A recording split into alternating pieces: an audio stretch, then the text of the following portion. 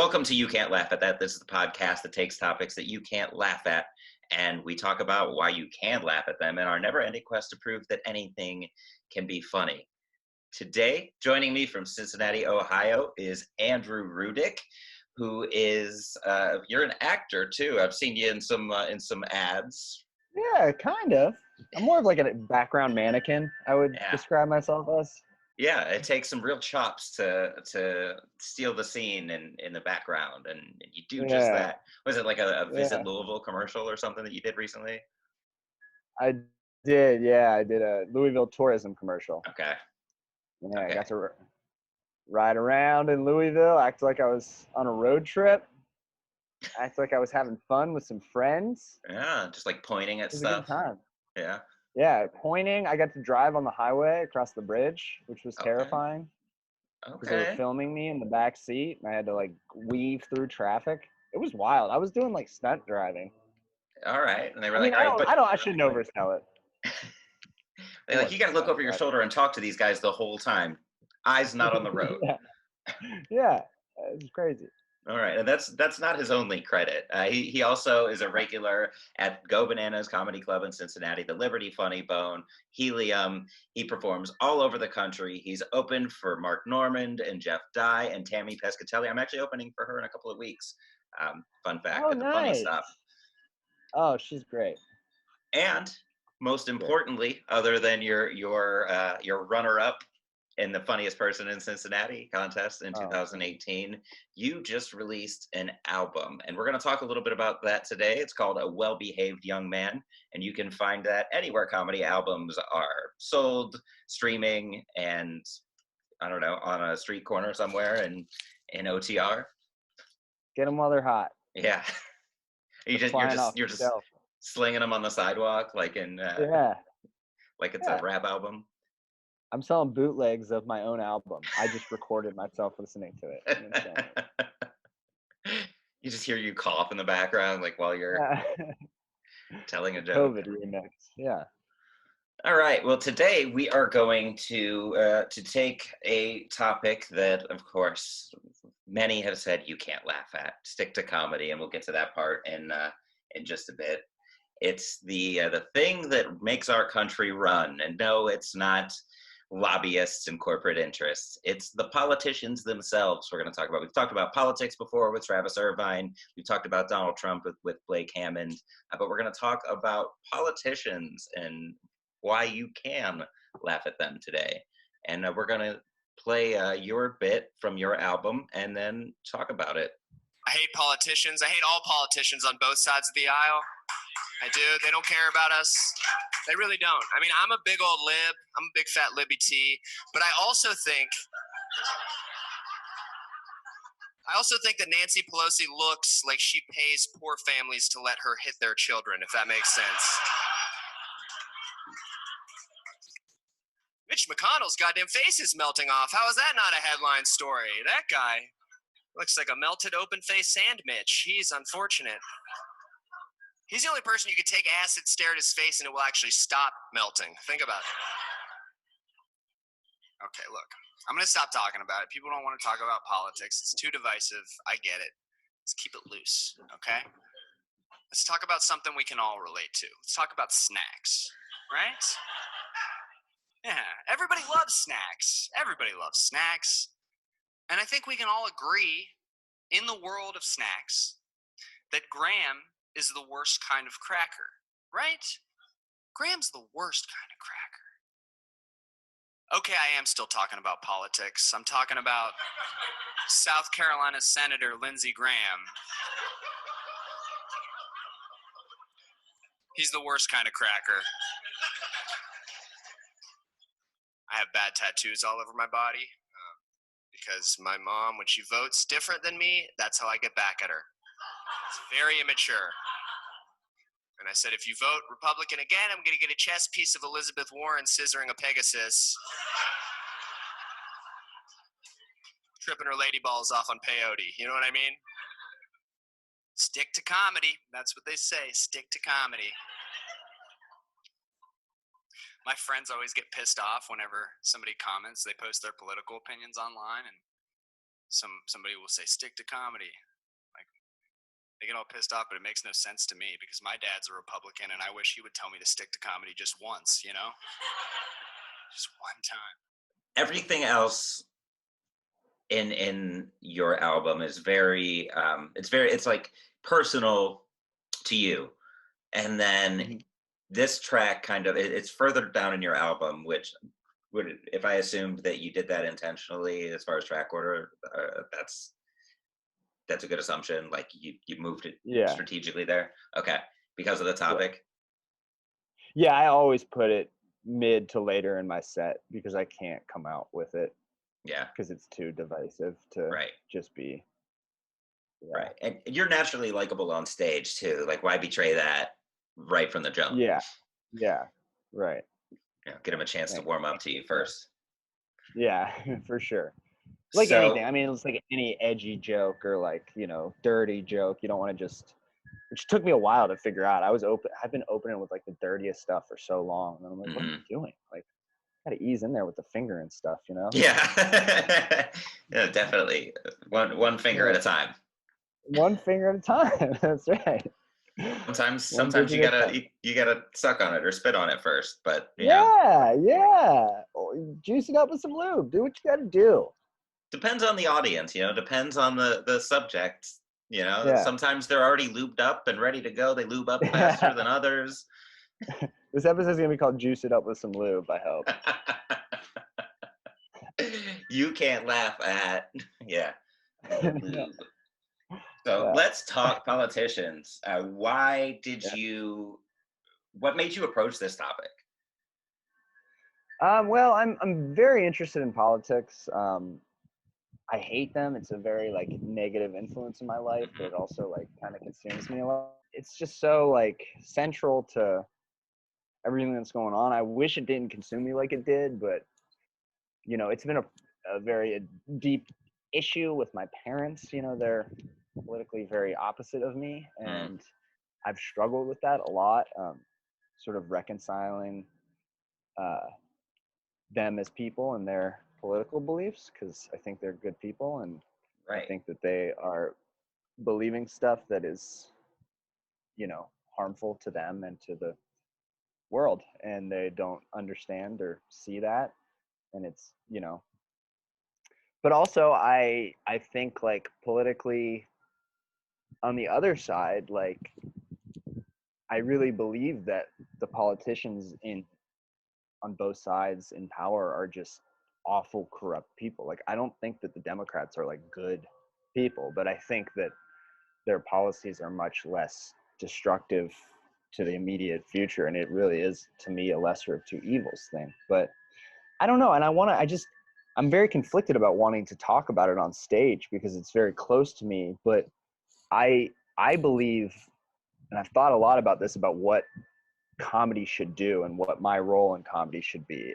I don't want to like divide people. I don't want to make people fight, but I also don't want to like stand by while this like insane nonsense happens. So it's a weird like I'm like, what is our role as comedians? Are we supposed to be like, trying to educate or just making people laugh? It's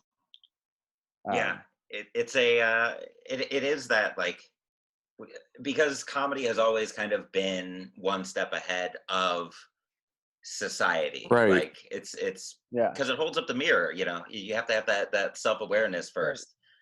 Steve, it looks like you're holding up a mirror and looking at yourself, admiring yourself in the bedroom. Yeah, love it. That voice is Steve Mers, who's joining us. You got a real sexual vibe coming in. Yeah, okay, I'll see you guys later.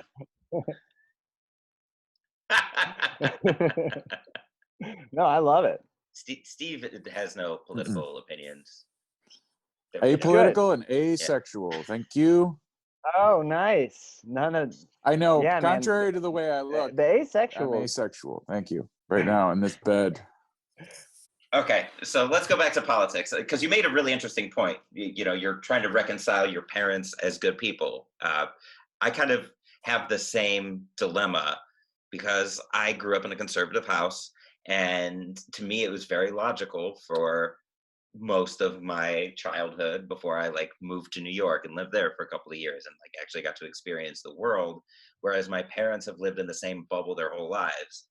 And Mhm. so is like making people with opposite opinions from you and kind of popping that bubble a little bit, is that like part of what the importance of politics and comedy? Yeah, I mean that's a really good question. I think that's exactly what probably underrides a lot of what motivates me to tell these sort of jokes. Um, but it's also like I want to tell them in a way that like doesn't divide anymore. Like I want to do. That's why I try to like I present that joke. Also, I set it up by like attacking Nancy Pelosi first, Yeah.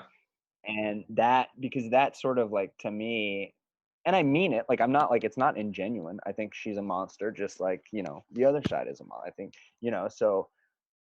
I set that up and I say I'm a very progressive guy because I want to make that clear too. Where I'm like I don't want to just come out with that line firing like I don't want to be disingenuous. So I kind of want to like state where I stand and then set up like I'm progressive, but I'm not a Democrat. Like this side is fucked up and this side is fucked up. And we need to stop like understand that it's not each other that we hate, right? You don't hate your neighbors, you don't hate your parents and relatives. You Well, hate the media. Well, yeah, right. And I guess it depends. Sorry, yeah. But you know what I mean. Like it's a case to case basis. But I don't want to, I don't want to make people walk away feeling more upset than they, because I think comedy also should be a place to escape at the same time as it's a place to like learn. It's like it can be both. So what you do though, like you, even if people don't agree with where you stand, like, and I like that you're kind of level setting with them. Like, listen, this is where I stand on the spectrum. However, the spectrum is stupid. Like the Yeah. the people are monsters. You call yourself a Libby T, which is a big old lib, a Libby T, which is very disarming. No, thank you. Nobody ever laughs at it, which I still say it for me. it's Obviously. funny. Yeah, I mean, Thank you. Thank it's you. just like a little added quip that kind of level sets people who might disagree with your I think political people don't leanings. understand. I think people don't understand what I'm saying when I say it. When I Yeah. say it, I feel like I get looks like, "What? What did he say?" Like I don't understand, and maybe they process it later. But Oh, yeah. There's just the rest of the show. They're like, what, Libby? yeah, Oh. yeah, So you got like an O on a later part of your set, and yeah, it wasn't even for that yeah, joke. They all just got it collectively, yeah, and that you're talking about being a libtard. yeah. They go home and I blow their minds Yeah. I just in assumed you post. meant libertarian. No, Ooh, no. Libby T, Aryan. That is, I don't know. Oh yeah, damn! I didn't even think about that. That actually makes way more sense than what I am trying to say. Yeah, I don't interesting. know. It's like that's just what I got. So there's a nice fresh that's what my true impression was when I first Yeah. heard it. Okay. All right. Good to know. It's good Shout to out know. to Travis Good Irvine. shit. Yeah. Shout out Libby T. Ti. That's I Travis suppose it Irvine's just name. I suppose it just depends on the person though, because I mean some people might hear libtard first, Yeah. depending on how the complexity of their vocabulary. Uh, Yeah. It's how like real. they're just like that's in the forefront of their brain when they hear it. Yeah, Yeah. libtard. So That's a Real choose your own adventure. yeah. Ooh, yeah, that joke could take you in two different directions, and they're listening to it through Yeah. two different lenses the rest of the way. So, Yeah. so why are politicians funny to you? Like, what strikes you as funny about them that made you, in addition I to kind don't of think reconciling your parents? I don't think they're funny. I think they're horrifying. I think it's very scary. I'm very like scared of what's going on. Um, but I think that's kind of how I deal with the anxiety of it all. It's just to make fun of these freaks. Like Matt Getz, that little puppet come to life. That's insane. I mean, that dude. These How's he people are like real? real life super villains. Yeah, I mean he's a puppet. He's a little peta puppet. He's a Yeah. pedophile puppet Mm-hmm. sticking his hand up other puppets, Mm-hmm. And little baby puppets. Yeah, And there's a lot of caricatures. It feels like more so than I remember. Yeah. Um, Yeah. I mean, look at Matt Getz. He is a caricature in a sense where, if he had his face drawn at the fair, he would be very, like, you could see what it would look like when you imagine it. And we're all kind Yeah. of like that, but you get what Yeah. I'm saying. Like he's very easily caricaturized, just it- physically, like his face. if they were to draw Yeah. his face at an Yeah. actual carnival, it would Oh act like yeah. as a caricature, it would look like a normal person. Yeah. No, he looks like he looks like Pennywise without the makeup for sure. Like, That's a good point. Blake Yeah. Hammond dunked on him so hard. He, that Kyle Rittenhouse verdict came out, and Matt Getz tweeted "not guilty," Yeah. like a bunch of exclamation points, and Mhm. Blake Hammond quote tweeted that and wrote, "My man loves to watch a teenager get off." I retweeted that Yeah. that Yeah, same tweet. Yeah. so good, so good. He's so good at Twitter. It's wild. Yeah, I mean, he's so good at comedy. I shouldn't say Twitter. He's a fucking amazing comedian. Yeah, Yep, you're really that's good at Twitter, Blake. Yeah, fuck you, Blake. Yeah, Piece he's of such a shit. good follow for sure. Mhm. S- Big so Rad Machine. yes, yeah, plug that and listen to his episode on Donald Trump. Mhm. It's still relevant. That's right. So I think you touched on my next question, which is why do you think people say that you can't laugh at politicians? And you touched on one part of it, like being horrified of what they're doing. Mhm. But what Well, like has that joke been met with resistance?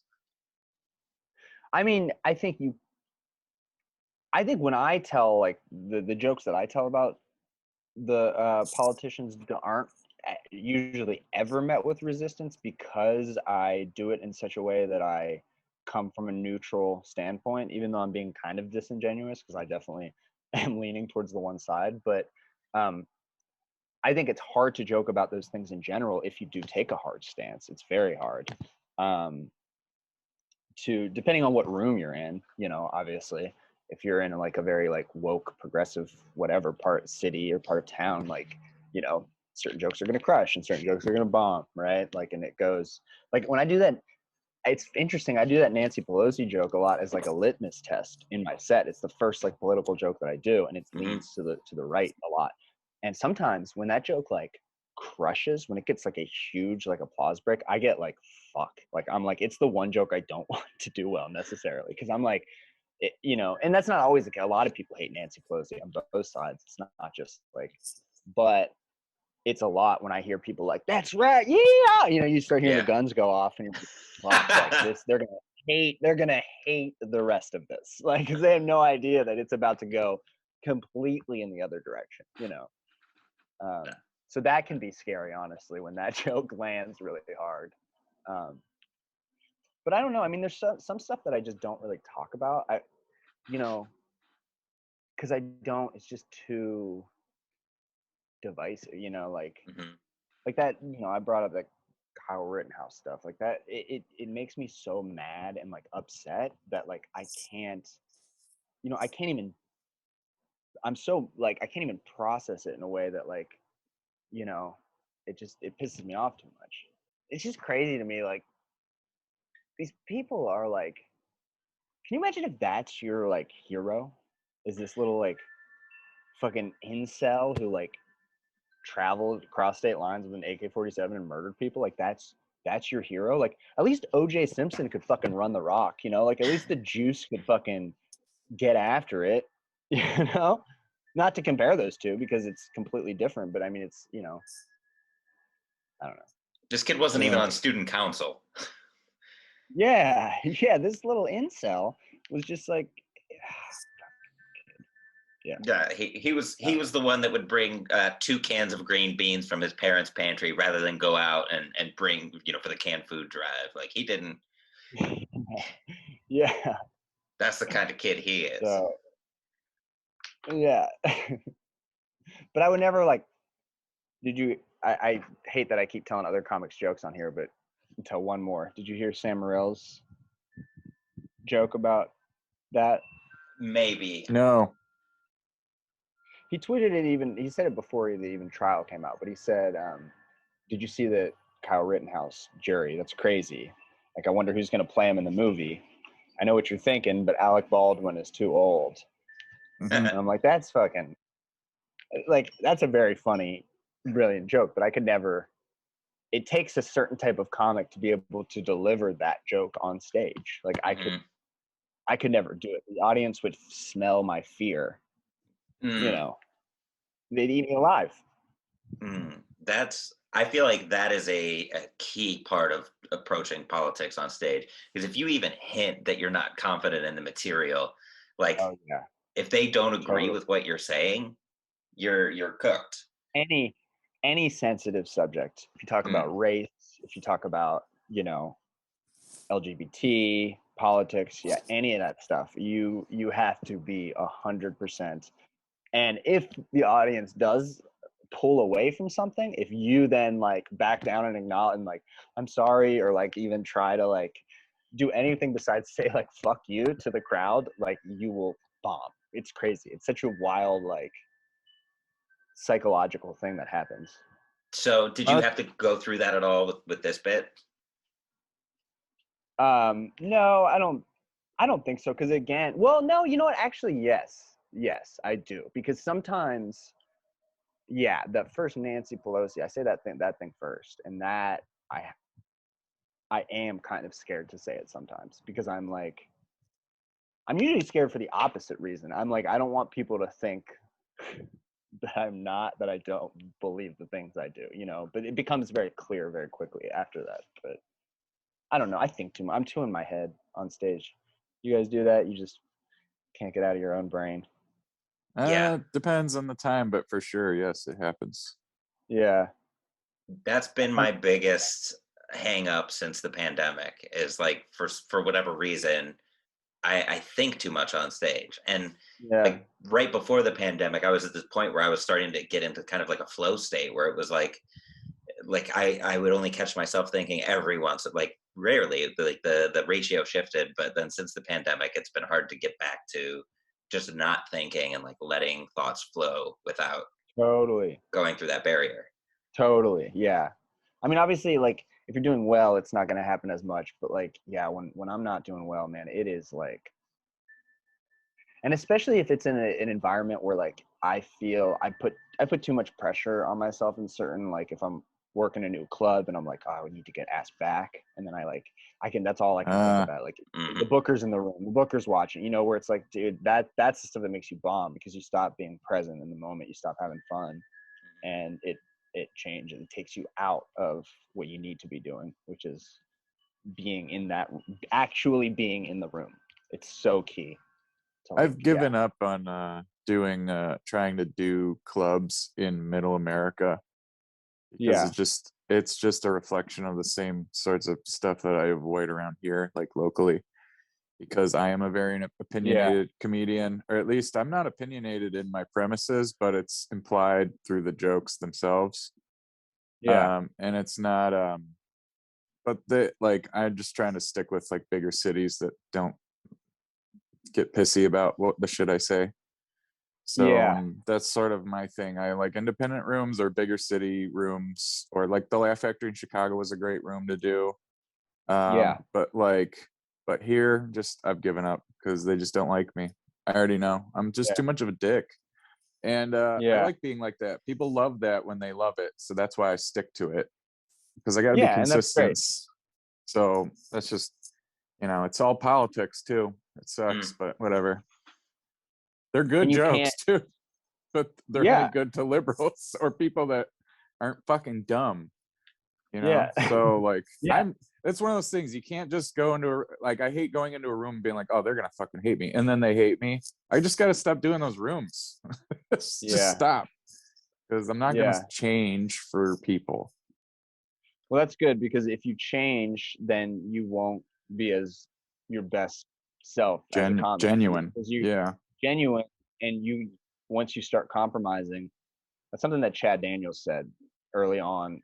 It's some advice he gave to a bunch of comics that go bananas. Was he was like, don't ever like, how did he phrase it? He was like, don't ever like cater your set to what you think the audience wants, because as soon as you start to do that, as soon as you start to change your act in any way, you become not yourself and you don't do as well because you're not 100% authentic self, and the audience can sense that you're being disingenuous and not presenting yourself. So And I mean you'll that's hate great. yourself. Yeah, of course, because Yeah. then I mean look at like the people who, that's what hacking, that's the definition of hackiness, right? Is like Yeah. changing based on what the audience wants. And sometimes, I mean, I think there are times where you do things for survival. Like I think like, Mhm. you know, I'll do like some quote unquote hacky like crowd work tricks if like the audience is like a nightmare, you know, if they're not like listening. But that, I think that's different than what you're talking about. That's like, Yeah.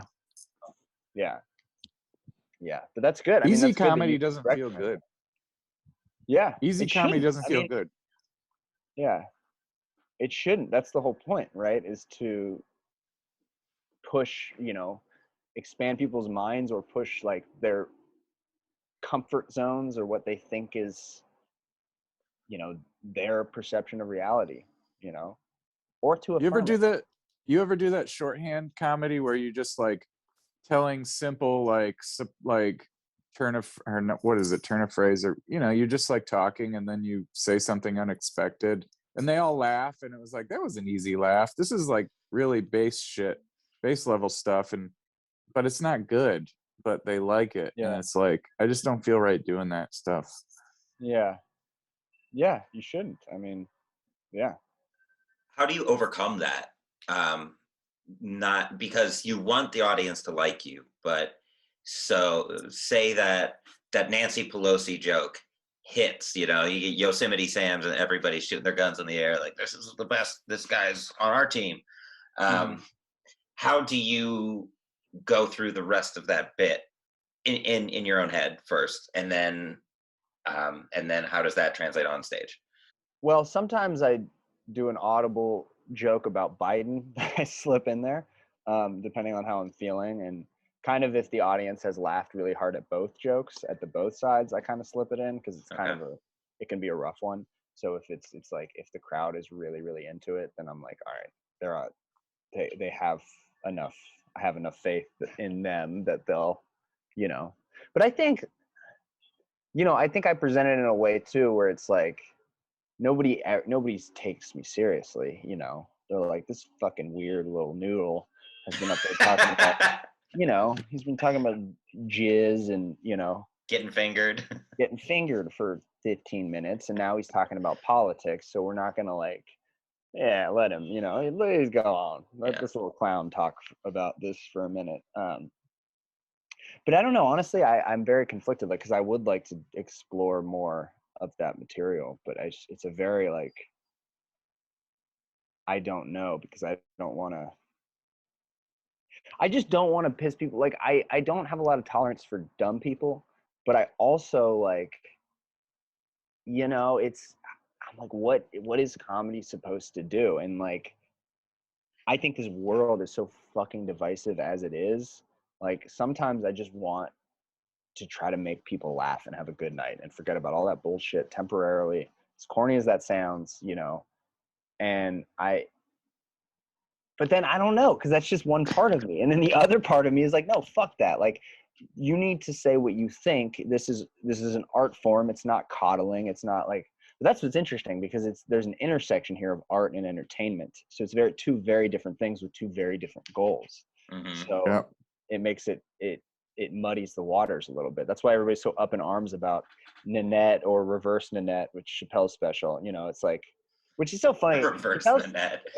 Chappelle's special is literally like the exact same thing as Nanette, but like saying kind of like the opposite things.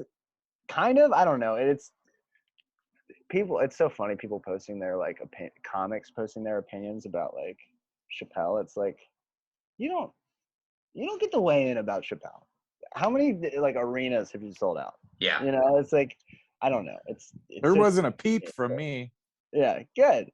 Yeah, we didn't have an episode of the podcast about that came out like 3 weeks ago. I wasn't on it. What's your guys' take on it?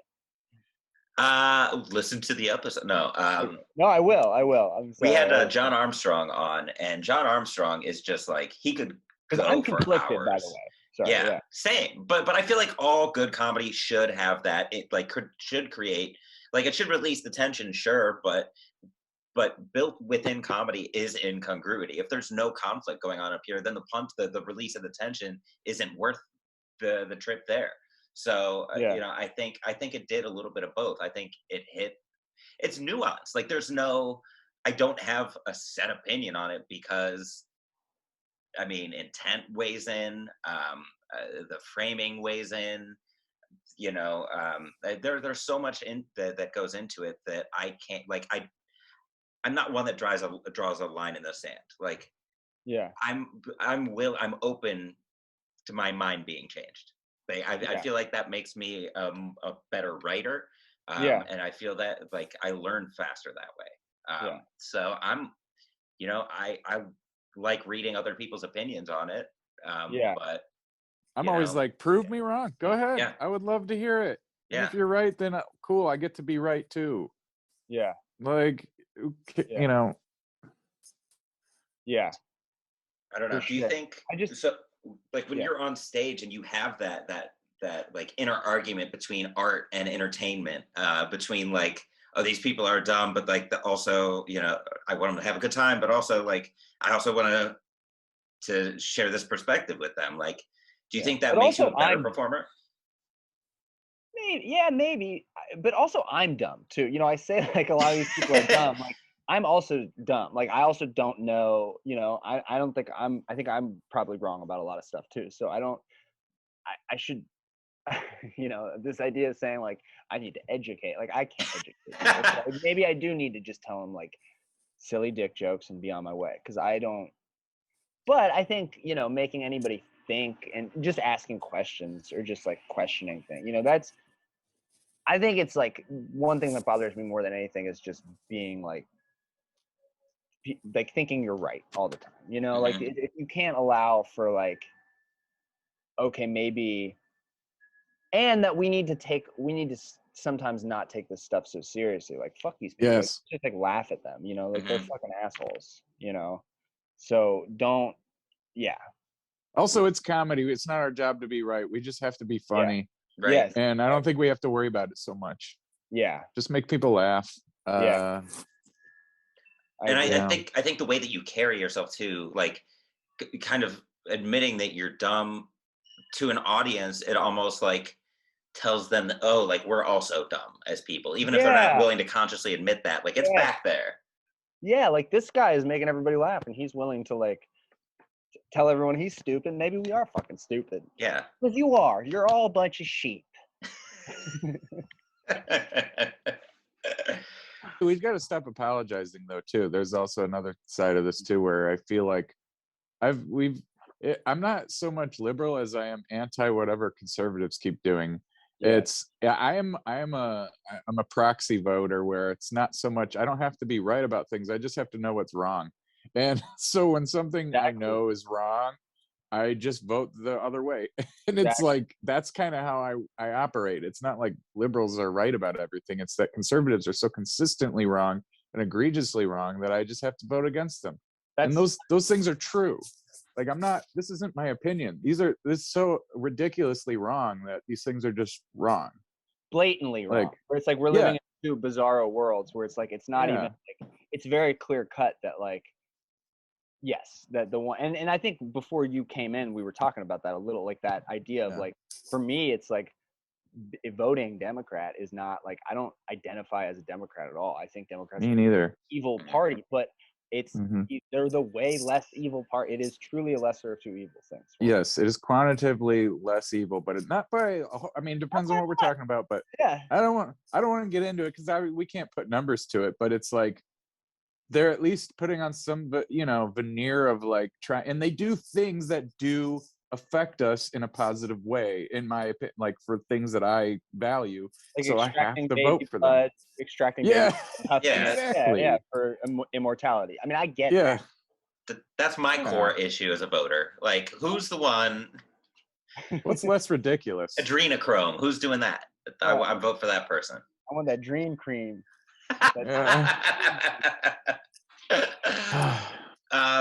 yeah, and I listened to. I don't. We made fun of him after his New York mayoral run, but Andrew Yang is starting a new political party, and like his whole mission now is to kind of break down the system and introduce more political parties, which is good. Like it's a more productive system. It allows less like hardlining, because the way things are, it's either or, and that's so limiting. It's so dumb. It's like it's so it's not reality.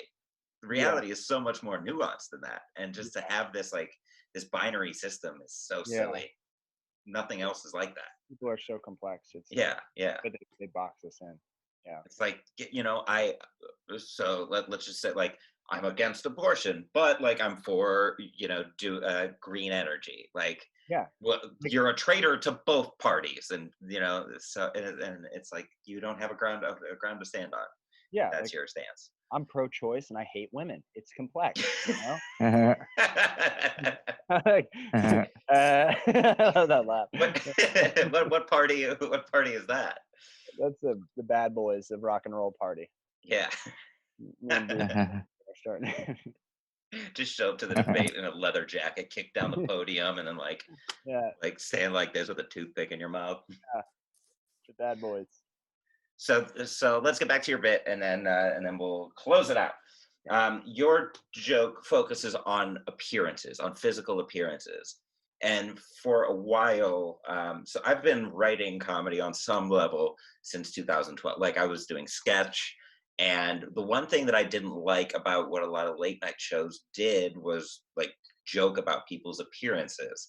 However, when it's done in the context that you did it, it can be very funny. Um, what's my question? Was joking about physical appearances, was that like the everyone can agree on this because we can all see it? Was that the mentality behind that? No, I actually don't like that aspect of it at all. It actually kind of makes me feel bad or wrong to do that because it is something that is out of their control. Now the Nancy Pelosi line, not so much, doesn't bother me because that's Right. more of like it's more of like how she carries herself. That's Hmm. very different. That's something that you can't control. It's a choice, yeah. McConnell, that's a little different. But then also like I don't view him as a human being, so it's not like you can't really like yeah, he's not a human. So I don't think that, he applies. But How many maybe how many people have you effectively stolen from versus what you look like? Like there's a tipping point. yeah. No, but honestly, in reality, it's something that I probably shouldn't do, and maybe change that joke specifically to make it less. But you know, he's weird. He looks weird. What are we gonna do? We're not talk about Mhm. it. Yeah, the way that SNL does it, I like the way like Colin Jost does it. Like Mitch McConnell seen here watching an orphan lose his family in a fire. Like, Oh yeah, I mean, just like he yeah, ties an action to the appearance, which yeah. is or an event to the appearance. Maybe that's more what I need to explore. Yeah, that sort of thing. But How do you transition to the Lindsey Graham bit? You say something I like, talk about how I'm gonna stop talking about all this stuff because it's too divisive, and I want to talk about something that everybody can relate to. So let's talk about snacks, and then I kind of ask, and I've kind of made it more into a crowd work thing now, where I actually like because people always are like, no, that's not the worst. So now I've been more like, oh, what's the worst kind of cracker, and then I have them like try to do a little crowd work with it and expand it out a little bit more because then it makes it more like bring it back around. But then if you do it for too long, people actually forget the setup to it, so it doesn't hit as hard. So it's a weird, yeah, okay, to find that balance. yeah, Okay, yeah, I mean it's clever. It adds kind of a silliness effect to it. And then you approach your parents, which at the beginning of this episode we kind of talked about how you're reconciling them as good people, um, and then you I put think that. I want to clarify. I do think that they're very good people. I Yeah, don't, I really do. I think they're just, like we all can be misinformed, and sure. yeah, Oh, my cousin was at my parents' house last night, and she sent a picture from the bathroom. My mom has a Trump 2024 towel, And she was like, your mom has me dying right now. And it's like, I don't have anything against my mom. I just think it's weird that you're obsessed with one dude. Yeah. That you would get a towel with his name on it. Culty. It's very culty. Yeah, it's weird. That doesn't make you a bad person. It just makes you like you've lived in a bubble. It makes you a cult member. Yeah. It makes you. But that's okay. Yeah, that's why they call it the Jonestown Massacre and not like the Jonestown like community gathering, like the mass suicide. Jonestown picnic, yeah. Yeah, right. The last bit about your dad, about like when he votes Republican, like where did that? How did you work that into the bit? Like, where did that come from? I don't. It's funny. I have another bit about my dad. The vision board thing about him not being around a lot. That's those two jokes are probably the most disingenuous. And I just realized I've said disingenuous like 25 times in this podcast, and I'm gonna hate myself for it when I listen to it. The word of the day. But that's just not true. My dad is very supportive, and he was around a lot growing up. So yeah, it's just not true. It's just funny to me that he's that idea, stick to comedy. It's so funny, Mm-hmm. But no, he's been very supportive about my comedy. So yeah, I'm a liar.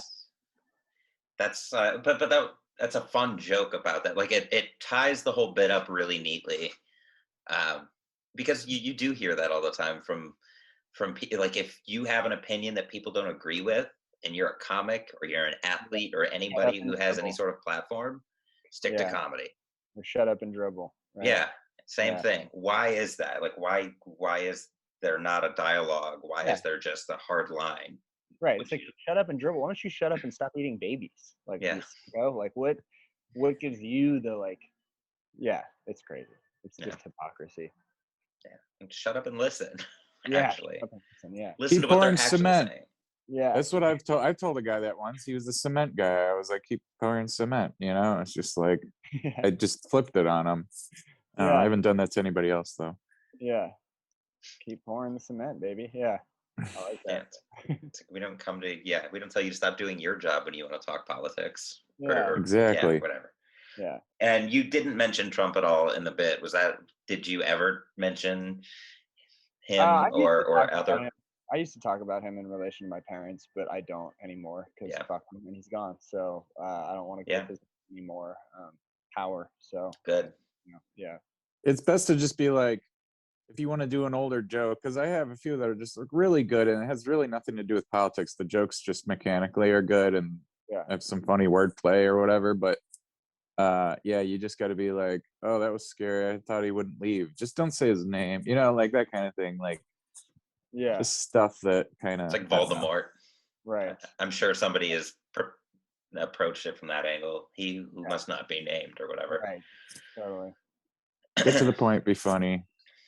Right. Yeah. Move on. So the last thing you want to do is have an audience put the wrong script in their head as you're telling a joke. Right. Because they're not going to listen. Yeah, exactly. Hey, Steve, is there anything you want to throw in? The towel. Oh, yeah. I always say that now. Yeah. Andrew, where can we find you on social media? And is there anything that you would like to plug? This will come out not this coming Monday, but the following Monday. Social media, I am at Andrew Rudick, Rudick on everything. It's Andrew J. Rudick on Instagram. I have a website, andrewrudick.com. Since I'm Hilarities, I will be at, I don't know, I can't speak. I will be at Hilarities at the beginning of December. So if you got any Cleveland listeners, come out December 2nd to the 4th. So and that's follow me on social media, please. All right. You heard it here first. And obviously follow us on social media. We're at You Can't Laugh Pod on Twitter. You Can't Laugh at That on Facebook. Steve Mers, are you still Mers Comedy on Twitter? Yep. And Steve, are you Steven Mers on Instagram or just Steve Mers? Steve Mers. All right. Steve Mers. Steve Mers. And of course, goldenoxstudio.com. If you're thinking about starting your own podcast, reach out to Jeremy at goldenoxstudio.com. He does so much good work for the Cleveland comedy scene. He has elevated the production value of our podcasts, the production value of so many shows, including He's doing the audio. Festival. He's doing the audio on the show that I'm recording at the Grog Shop on the 13th of December. Go Ooh, see good that. plug. Hey, go see that. Yeah. Good plug. And this is coming out on the 29th. So I guess I have to plug my own show. We are at Heart of Gold in Ohio City. It's a service industry themed comedy show called No Reservations. We've got a great lineup. Connor Mead from Detroit is going to be here, Right. as well as Dave Flint and Joe Briggs from Cleveland. So it's going to be a good show. And then we're going to close that show. The last 20 to 30 minutes or so is our service industry confessional, where we do some crowd work. If you work in the service industry, bring your horror story. We will roast it.